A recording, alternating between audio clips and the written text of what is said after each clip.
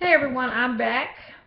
I got a few more things that I wanted to talk about as far as co-parenting. I had already said set some goals for your child as far as goals, and I did mine based on years of school, so toddler to preschool, elementary, middle, high school, college. Like I said, some of them could just be I just want to be able to fund college, where elementary school you have a plan for each year, each month, whatever it is where they are now versus where they're going to be.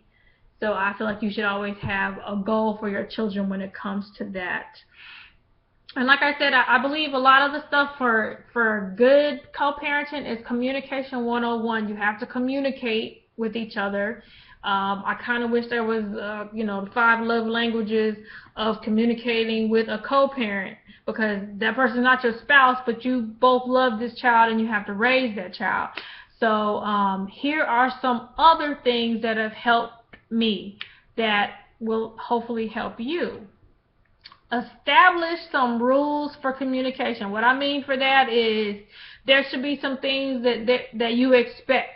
Like, I expect you to blah blah blah, and then those kind of be the ground rules that set what else you're going to talk about dealing with your child. So some examples, things that I expect to know. I expect to know who's around my child, like on a 24-hour basis. I'm not talking about random people they walk past, but if my child is sharing a room, or there's an adult who's there with them all the time, or something like that, where I don't know who that other person is, I would want to know who that other person is who's also with my son a large portion of the time. It's for safety. It's not for I want to know your relationship status. It's not that. And in fact, this is a good time to check yourself. Make sure that you're not making any low blows. There should be mutual respect this whole time. So if you have to check yourself, check it.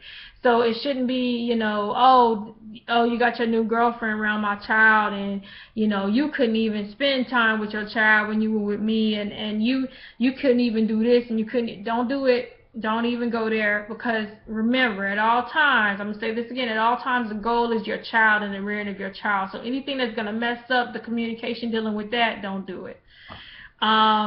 More things expect to knows. Expect to knows can be if you change your address, if you change your phone number. Basically, if there's anything that's going to seem like you're taking the child away without the other parent knowing, and that's not part of the agreement, then that's an expect to know.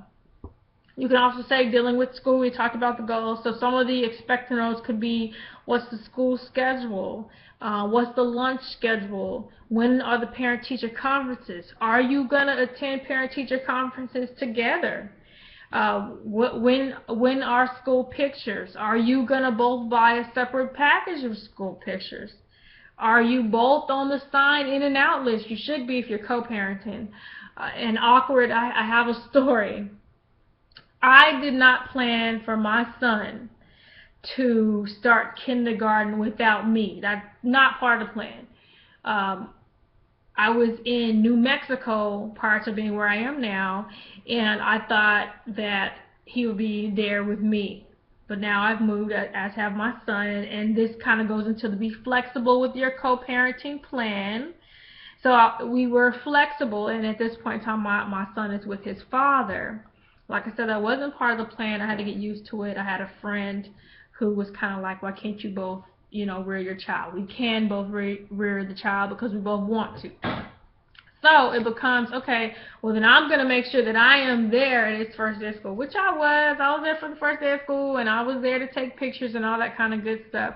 The awkward moment for me as the mom, since I've been used to having this 100% time with my child, is going there and the teacher not knowing who I was.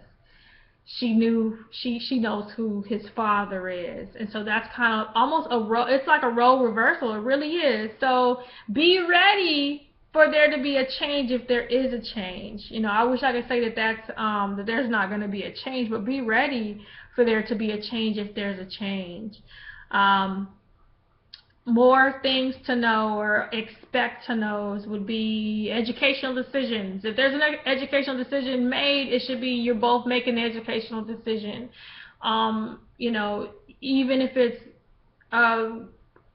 one parent has, one parent has this weekend, one parent has that weekend. So the goal is that during the weekends, your child is on the same educational goal as far as homework and things like that. So homework, as well as any extra study things like the numbers, 1 through 100, or multiplication, or wherever your child is, or blending, the B and the L and the blue, all that kind of stuff, blends and phonics and all that kind of stuff. Make sure that you're on the same page for that kind of thing, and so that you can both do that stuff together. So that's an expect to know, as well as expect to work together on that stuff. Other things, I already said no low blows when it comes to the new relationship. I wrote notes, so I have to scroll down in my notes. Some other things. So other than the expect to knows, you can have a whole list of expect to knows, or none at all. You could decide that whatever your child's doing over there is whatever they're doing over there. You can have something totally separate. Which I have both. I have my expect to knows, and then so this is father's. If he's with me, he has some expect to knows, and then I also have just. My child knows that he has 2 houses. He knows that he has 2 sets of parents. And so whatever goes on at his dad's house, like video games, all that kind of stuff, that's the stuff I don't ask about. Like that's what they're gonna do over there. So I make sure that me and my son have our own thing over here. We go sightseeing, or my son gets the Highlights magazine, so we read stories in the Highlights magazines. We also like to go have German buffet. So not German, Chinese buffet. Well, I also like to go have Chinese buffet. He gets his noodles, and I get whatever it is that I want to eat that I shouldn't be eating. But so make sure you have that. Make sure you have that. Your child has 2 houses, mom's house and dad's house. That was a good book. I need to make sure that I get the correct title for that. I did read some books on co-parenting. I can't say I came up with all these ideas by myself, but a lot of these ideas are what worked for me. And then don't be afraid to talk to people who've been through it or who are going through it. Even people who are not necessarily in co-parent situations, who are in a different situation. Maybe the father's not around, maybe the mother's not around. Since I've been here on the East Coast, I've seen lots of fathers pushing their children. Now, I think that's great. I firmly believe that children need their parents. They need both. They need their parents. So I'm not going to be one that says, oh, I can do it by myself. I know that I could raise my child by myself if I had to, but the other parent's there. And then my child does have a grandpa, he has uncles, he has, but basically that means my child has love on both sides of the family. And that's the way I talk to him. I tell him, your dad loves you, your dad and all the family over there, you got all that family over there, then you got all this family over here. It's all love. And that's what it should be. So once again, make your child the goal and make sure it's all love, and approach it all in that situation. And I don't think I said this, but of course you and the other parent are going to disagree sometimes. And if you disagree and it gets heated, agree to stop the conversation. Or if you need to have a mediator or a neutral party there to make sure you two don't go to blows or whatever. I don't know if it's that bad, but if you need to have someone there to make sure you don't, and you separate it, then come back and talk, and you can talk in hushed tones, and keeping your child as the goal, that's the goal. So you have to be real with yourself. You have to know what you can and can't do, what you can and can't stand, and know when you need to take a break and say, okay, let me just take a break for a second, let me come back to this. Because of course there's a lot of emotions into how we love our children and into how we want a future for our children. I believe, I don't want to be cliche, but yes, our children are indeed the future. And I've heard some legislation lately where someone tried to say that they were going to villainize single parents, and that single parents equals child abuse. Look, I don't believe that. I believe that my child will be fine.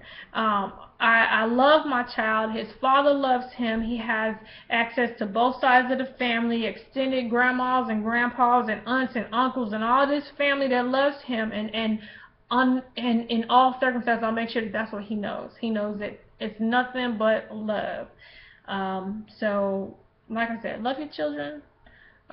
Work together if you can. Work together if you're in a co-parent situation, and try to make it work. I want to say this is it for right now, until I might go over a few questions in another one, questions that people have asked me, and like when it gets ugly and stuff like that. So have a good one, and I'll talk to y'all later.